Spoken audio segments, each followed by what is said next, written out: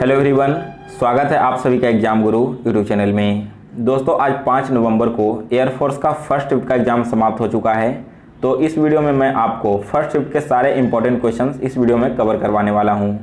इसके अलावा अगर आपका आगे वाले शिफ्ट में एग्ज़ाम है तो उसके लिए इंपॉर्टेंट टॉपिक्स बताऊँगा। अगर आप उन टॉपिक्स को पढ़ कर जाते हो तो 100% वहाँ से क्वेश्चन आपके एग्ज़ाम में पूछे जाएंगे।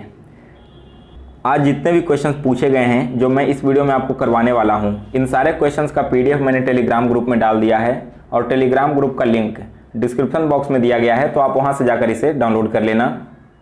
और दोस्तों एयरफोर्स एग्जाम के लिए करेंट अफेयर्स का एक ई बुक तैयार किया गया था। इस ई बुक से डायरेक्ट क्वेश्चंस आपके एग्जाम में कल के तीनों शिफ्ट में और आज सुबह वाले शिफ्ट में भी पूछा गया है। तो अगर आप इसे परचेज करना चाहते हो तो इसका लिंक डिस्क्रिप्शन बॉक्स में दिया गया है। वीडियो देखने के बाद आप इसे परचेज कर लेना।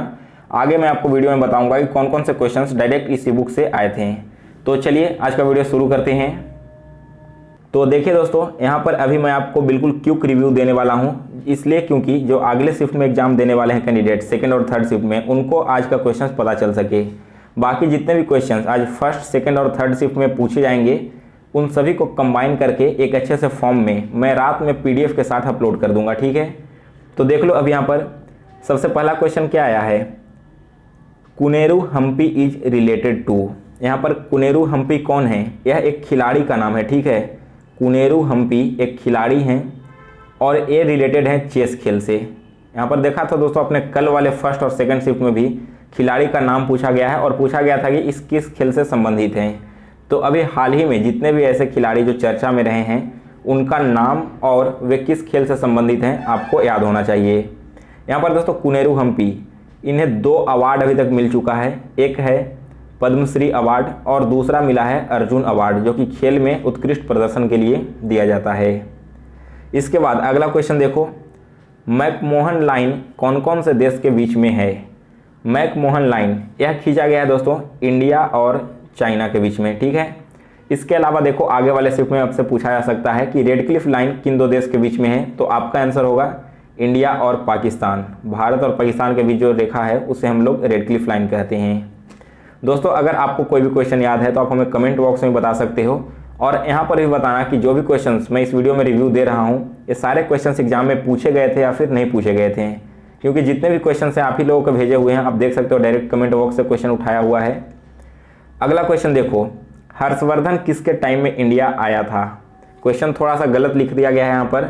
क्वेश्चन क्या पूछा गया होगा कि एक ट्रेवलर था, चाइनीज ट्रेवलर हुंग सांग, तो इसके बारे में पूछा गया होगा कि यह किसके शासनकाल में भारत आया है? तो यह आया था दोस्तों हर्षवर्धन के काल में, ठीक है। और हर्षवर्धन का काल क्या था? ये जो चाइनीज ट्रेवलर है यह आया था 627 एडी से लेकर 643 एडी तक भारत में आकर रहा है और यहाँ भ्रमण किया था। इसके बाद देखो क्या है, अल्टीमेटली जीएस इजी था लेकिन मैथ और रीजनिंग के लेवल थोड़ा हाई था आज का। कल आपने देखा था कि मैथ्स बहुत ही आसान पूछा गया था, लेकिन आज का जो पेपर हुआ है इसमें जीएस थोड़ा सा इजी आया है, जीके जीएस का पोर्शन इजी आया है, लेकिन मैथ्स और रीजनिंग थोड़ा सा हाई लेवल का था। नेक्स्ट देखिए, sir paper was easy, non verbal was tough. जो नॉन वर्बल रीजनिंग आते हैं ना वो हमेशा से थोड़ा टफ पूछे जाते रहे हैं और इस बार भी बिल्कुल वैसा ही आया है। इसके अलावा देखो, चीफ ऑफ डिफेंस स्टाफ वर्तमान में कौन है? चीफ ऑफ डिफेंस स्टाफ का नाम है विपिन रावत।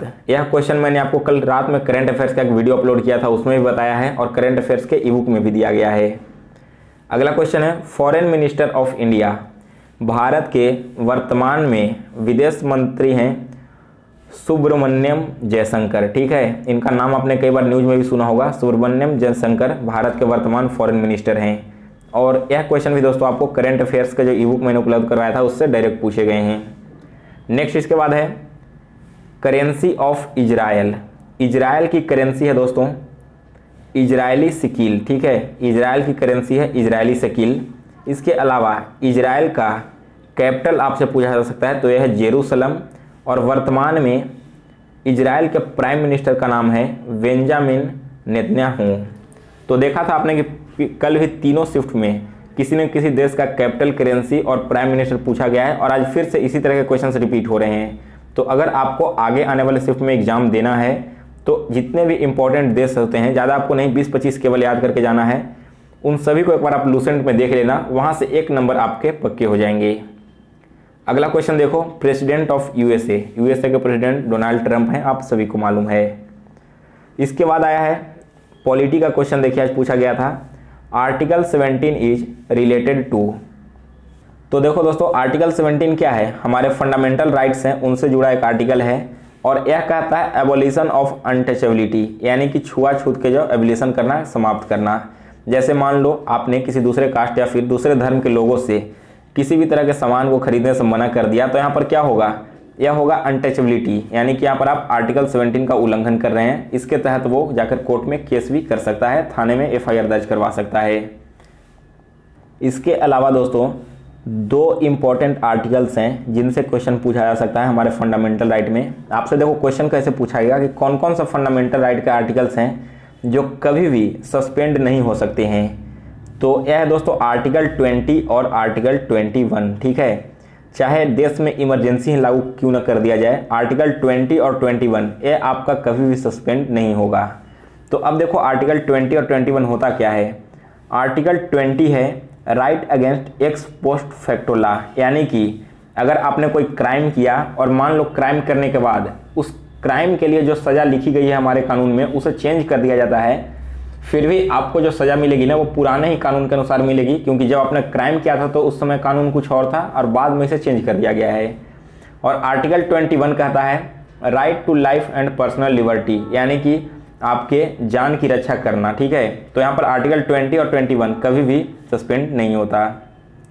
अगला क्वेश्चन देखिए, दीन ए इलाही वाज फाउंडेड बाई, दीन ए इलाही किसकी खोज की गई थी, यह किया गया था अकबर के द्वारा, ठीक है ना। करेक्ट आंसर है इसका अकबर।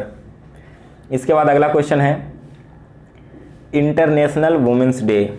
देखो इंटरनेशनल वुमेंस डे यह सेलिब्रेट किया जाता है प्रत्येक वर्ष 8 मार्च को। पिछले शिफ्ट में भी दोस्तों इसी तरह से डेट के क्वेश्चन पूछे गए थे, तो आप एक बार इस टॉपिक को भी बिल्कुल अच्छे से ध्यान देकर देख लेना। नेक्स्ट है कमेटी का करेक्ट स्पेलिंग पूछा गया था, तो यह क्या होता है, COMMITTEE, ठीक है। कमेटी का करेक्ट स्पेलिंग है COMMITT और EE।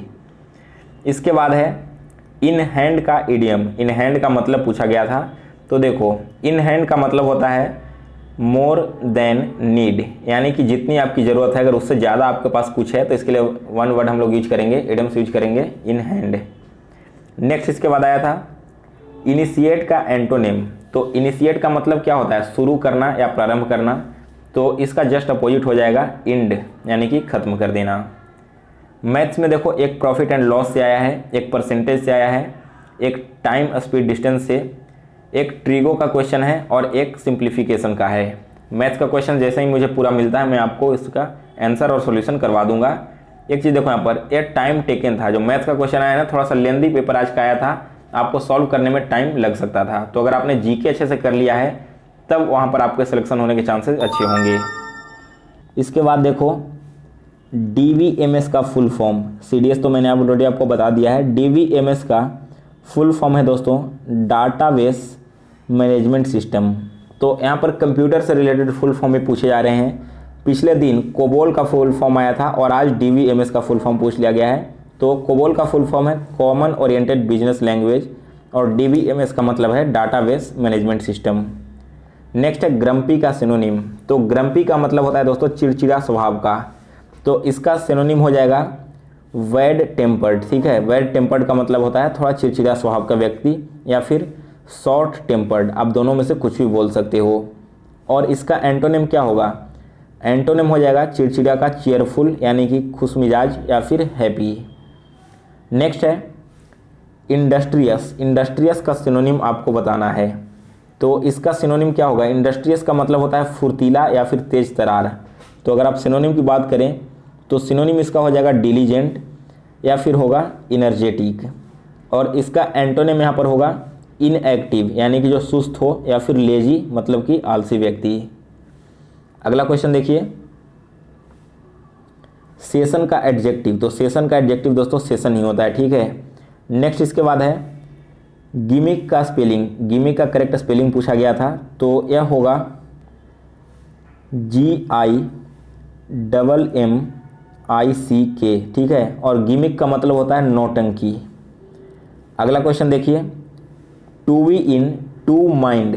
To be in two mind का मतलब होता है कन्फ्यूजन बिटवीन टू थिंग्स, यानी कि दो चीज़ों के बीच में जो कन्फ्यूजन होता है ना, आप डिसाइड नहीं कर पाते हो कि कौन सा सही है कौन सा गलत, इसको कहते हैं to be in two mind. Next है गेनोसाइड। यह मैंने आपको कई बार करवाया था इंग्लिश के मॉक टेस्ट में। गेनोसाइड का मतलब होता है किलिंग ऑफ अ रेस, यानी कि एक पूरी जाति की हत्या कर देना कहलाता है गेनोसाइड। इसके बाद एपेथेटिक का सिनोनिम पूछा गया था, ठीक है। एपेथेटिक का सिनोनिम होता है अनइंटरेस्टेड, यानी कि जिसमें आपका इंटरेस्ट नहीं हो, रुचि नहीं हो।